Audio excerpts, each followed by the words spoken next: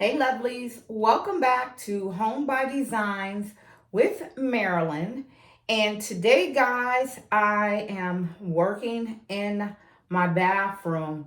This is probably the one room in my home since I purchased it and moved here that I really haven't touched. I just put the towels, the washcloth out, a couple pictures on the wall that I don't really like them in here, but I just did a little bit of decor just to see something. But now I am ready to kick it off and style and design this bathroom to fit me how I like it. I already done the master bedroom. Now I'm working on the master bathroom. This is probably going to be in 3 stages, but today, guys, you can see the mirrors behind me. I'm going to be adding some trim around the mirrors, and I am actually going to be using this trim that I got off of Temu. The trim was a lot thicker than this, but I cut it down because it was too thick. So I'm gonna try it with this. I think it's going to, let's see. Yes, that's gonna work perfect for the mirror. So I'm gonna get started and get these mirror trimmed out. I'm gonna clean the mirror off first, and then I'm gonna let it dry a little, and then I'm gonna start adding the trim. So if this is something you guys would like to see, stay tuned. Keep watching.